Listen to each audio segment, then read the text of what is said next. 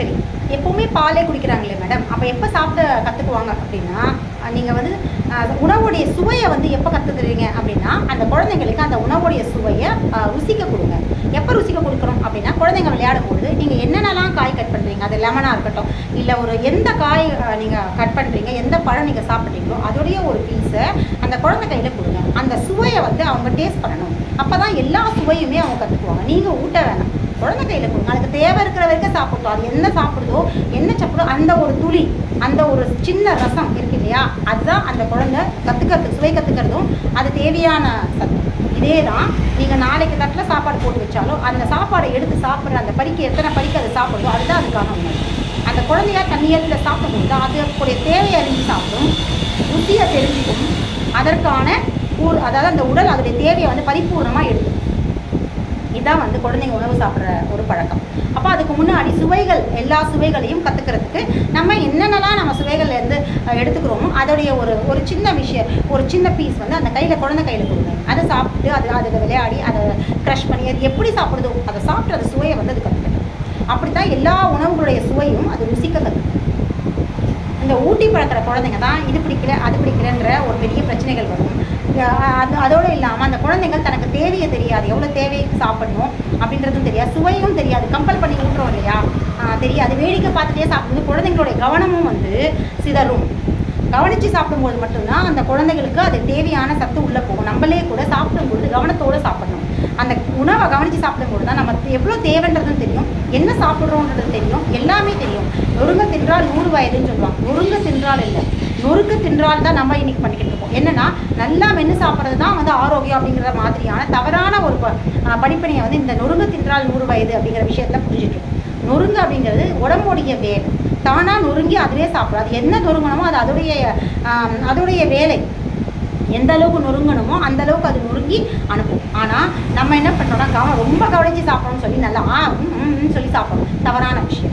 இந்த நொறுங்க சரியாக முறையாக வந்து வாயில் இருக்கிற பற்கள் அதை நொறுங்க சாப்பிடணும்னா நீங்கள் கவனித்து சாப்பிட்டா போதும். உங்களுடைய வேலை சாப்பிடும்போது உணவை கவனித்து சாப்பிடுங்க. மற்ற வேலையெல்லாம் உடம்பு பார்த்துக்கணும். நீங்கள் வந்து பல்ல போட்டு எந்த வேலையும் அது கொடுக்க வேணாம். உடம்புடைய வேலையில் நீங்கள் எந்த இடையூறும் செய்ய வேணாம். உங்களுடைய வேலை உங்கள் உணவை கவனித்து சாப்பிடலாம். இதே கான்செப்ட் தான் குழந்தைங்களுடைய விஷயத்துலையும். நீங்கள் ஊட்டும் பொழுது குழந்தைங்களோட கவனம் உணவில் இருக்காங்க. ஏதோ வாய்ப்புற போடுறதா எதையோ கவனிச்சுட்டு எதையோ வேடிக்கை பார்த்துட்டு உள்ளே விடணும். அதுவே அந்த குழந்தைகிட்ட கையில் நீங்கள் ஒரு சின்ன ஒரு பழம் துண்டை கூட கொடுத்து பாருங்களேன், அது எப்படி கவனித்து அதை சாப்பிடுங்க. அந்த டேஸ்ட் பிடிக்கும், அதோடைய ரியாக்ஷன் பாருங்கள். அதை சாப்பிடும்போது அதோட ஃபேஸ் ரியாக்ஷன் இது எல்லாமே எப்போ ஏற்படும் அப்படின்னா கவனம் அங்கே இருக்கும்பொழுது மட்டும்தான்.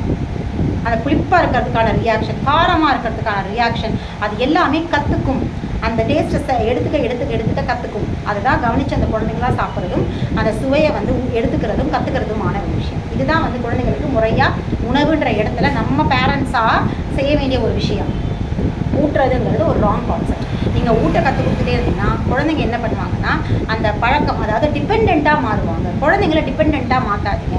தன்னியல்பில் நடக்கணும். தானாக முண்டியடிச்சிட்டு கீழே விழுந்து எந்திரிச்சு வளர குழந்தைங்க தான் எதிர்காலத்தில் வாழ்க்கையில் நடக்கிற பிரச்சனைகளை ஃபேஸ் பண்ண தெரியும். இன்றைக்கி ஏகப்பட்ட குழந்தைகள் சாதாரண ஒரு எக்ஸாம்ஸில் மார்க் கம்மியாகிறதுக்காக தற்கொலை பண்ணிக்கிறதும், ஃபெயில் ஆகிற எக்ஸாம் அப்படிங்கிற ஒரு விஷயத்துக்காக உயிரியே மாறிச்சுக்கிற செயல் ஃபெயில் ஆகிட்டா மாற்றிக்கிறது, ஃபஸ்ட்டு மார்க் எடுக்கலன்னா செத்து போகிறது, நீட்டில் வந்து மார்க் குறைஞ்சிருச்சு அப்படின்னா தற்கொலை பண்ணிக்கிறது. இப்படியான சின்ன சின்ன விஷயங்களுக்கு இன்னும் எத்தனையோ சின்ன சின்ன விஷயங்களுக்கு கூட ஃப்ரெண்ட்ஷிப் கட் ஆனால், லவ் ஃபெயிலியர் ஆனால் எல்லாத்துக்குமே தற்கொலை அப்படிங்கிற இடத்துக்கு போகிறதுக்கு காரணம் என்னென்னா அவங்களுக்கு வாழ்க்கையை பார்த்து தைரியமாக ஃபேஸ் பண்ண தெரியல.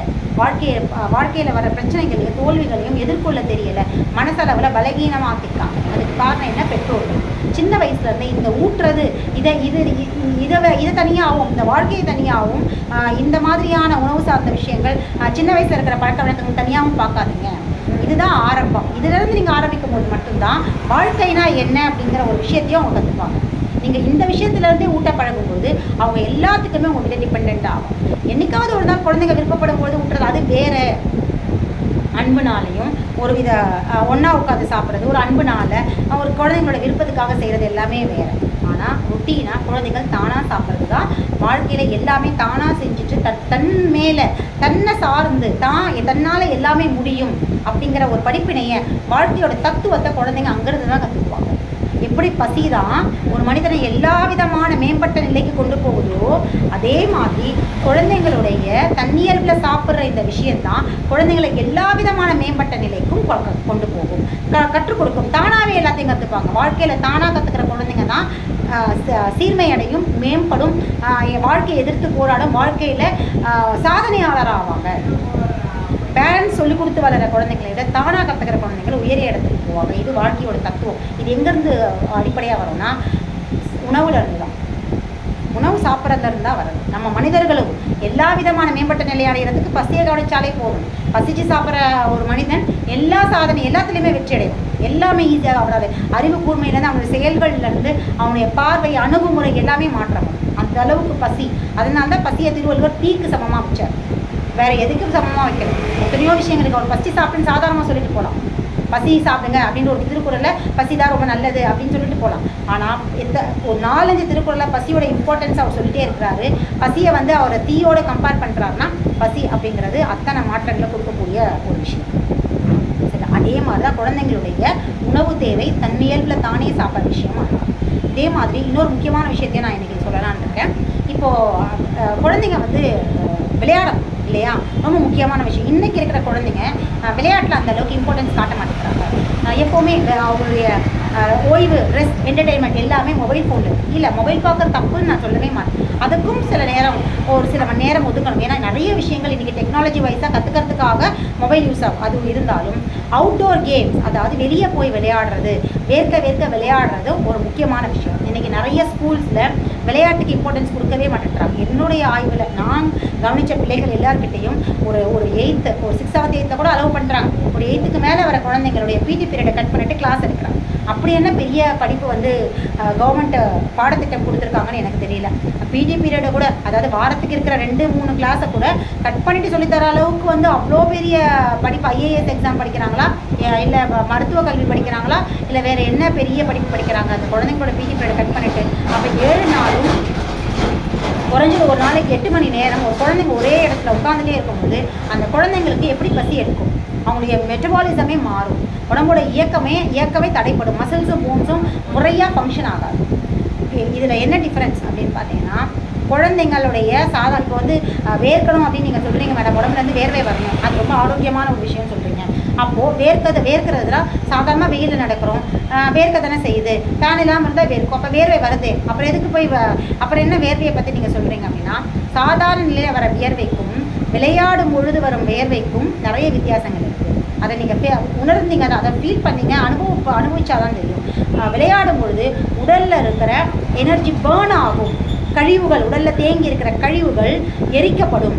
உடலால் அந்த குளுக்கோஸ், அப்பவும் குளுக்கோஸ் தான் வேலை செய்யும். ஒவ்வொரு இடத்துலையும் இந்த கிளைக்கோஜனோட ப்ராசஸ் நடந்துகிட்டே இருக்கும். அது எமோஷனல் ஃபீலிங்ஸாக இருந்தாலும், உணவு ஆற்றலாக மாற்ற விஷயங்களாக இருந்தாலும், எல்லா விஷயங்களுக்கும் இந்த குளுக்கோஸ் ப்ராசஸ் தான் நடக்கும். அப்போது இந்த குழந்தைங்க விளையாடும்போது உடனே என்ன ஆகுதுன்னு பார்த்தீங்கன்னா, கழிவுகளோட, உடலில் தேங்கி இருக்கிற கழிவுகளோட இந்த கிளைக்கோஜன் ஆக்டிவேட் ஆகும். அந்த குளுக்கோஸ் ப்ராசஸ் நிறுத்தப்பட்டு இந்த கிளைக்கோஜனை உடனே உடம்பு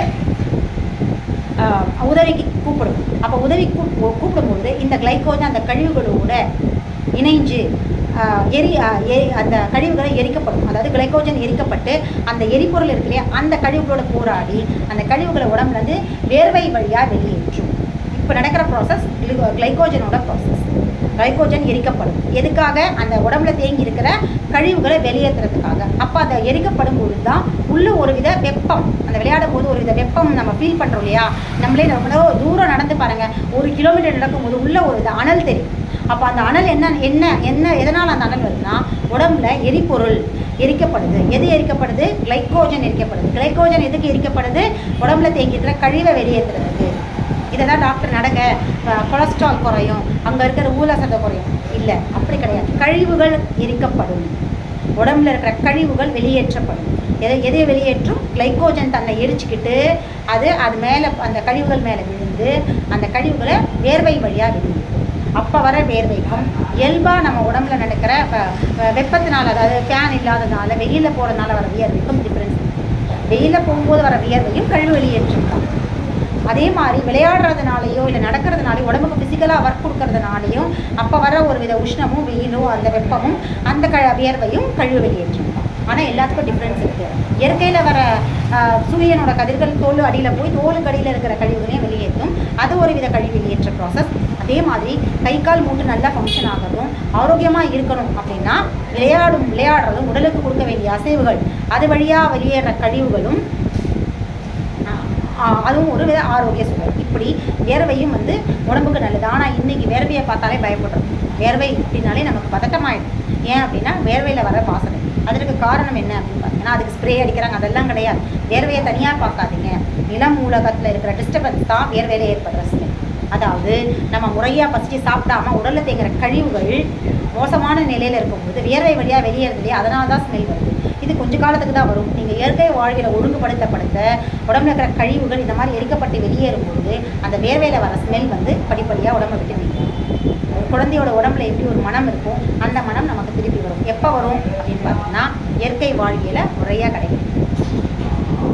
ஸோ இன்றைக்கி நான் இதை தான் சொல்ல வந்தேன். எல்லா குழந்தைங்களையும் வெளியே விளையாடுறதுக்கு அளவு பண்ணும். அவங்க விளையாடணும். எவ்வளோ விளையாடுறாங்களோ அப்போ தான் அவங்களுக்கான ஒரு ஆரோக்கியமான ஒரு சூழல் வந்து நிலவும். ஆரோக்கியமாக இருப்பாங்க, படிப்புலையும் கான்சன்ட்ரேட் பண்ணுவாங்க. இந்த விளையாட்டு அப்படிங்கிறது உடலுக்கு மட்டும் இல்லை, உளவியல் ரீதியாகவும் அவங்கள இறுக்கத்தை தளர்த்தும். எமோஷ்னலாக அவங்க எத்தனையோ எமோஷ்னலாக சின்ன விஷயத்த கூட அவங்களால தாங்கிக்க முடியாமல் அழறது, எதுக்கு எடுத்தாலும் கவலைப்படுறது, இல்லை எதுக்கு எடுத்தாலும் பயப்படுறது, கோவப்படுறது, எரிச்சல் படுறது, இந்த மாதிரியான எல்லா விதமான எமோஷனல் ஃபீலிங்ஸையும் உளவியல் சார்ந்த தொந்தரவுகளையும் இந்த விளையாட்டு சரி செய்யும். விளையாடும் போது கண்டிப்பாக சரியாவாங்க. இது சூழல் ஏற்படுற சரி செய்கிற ப்ராசஸும் உடலுக்குள்ளேயும் ஏற்படுற சரி செய்கிற ரெண்டு விதமாகவும் அவங்க மனதில் இருக்கிற எமோஷ்னல் டிஸ்டர்பன்ஸையும் சரி செய்யும். ஸோ குழந்தைங்களை நிச்சயமாக ஒரு நாளைக்கு 1 மணி நேரமாவது அவுட்டோர் கேம்ஸ் விளையாட வைக்கணும். டியூஷனு, படிப்பு, ஹோம் ஒர்க்கு, ஸ்கூலு எல்லாத்தையுமே ஒரு பக்கம் ஒதுக்கிடுங்க. கண்டிப்பாக ஒரு நாளைக்கு குழந்தைங்க 1-2 மணி நேரம் அவங்க வெளியில் விளையாடணும். அதற்கான வாய்ப்புகளை கண்டிப்பாக பேரண்ட்ஸும் சரி ஸ்கூலும் வந்து ஏற்படுத்தி கொடுங்க. அப்போ தான் அந்த குழந்தைங்க ஆரோக்கியமாக இருப்பாங்க. நீங்கள் படிப்பை மட்டும் கவனிச்சிங்க அப்படின்னா படிப்பில் வந்து நாளைக்கு ஆரோக்கியத்தை இழந்து குழந்தைங்க நோயோடு இருந்து எதை சாதிக்க போகிறாங்க, எதை சாதிக்க முடியும்? ஒரு நோயாளியான குழந்தை, எதிர்காலத்து நோயாளியான ஒரு வாலிபனோ இல்லை ஒரு இளைஞியோ எதை சாதிக்க முடியும்? இத்தனை நாள் இவங்களுடைய ஆரோக்கியத்தை தியாகம் செஞ்சுட்டு படித்து எதை சாதிச்சிட முடியும்? ஒன்றுத்தையும் சாதிக்கும். அதனால் ஸ்கூல்ஸும் சரி பெற்றோரும் சரி குழந்தைங்களை விளையாட்டுக்கு என்கரேஜ் தொடர்ந்து நம்மளுடைய காணொலிகளில் இன்னும் நிறைய விஷயங்கள்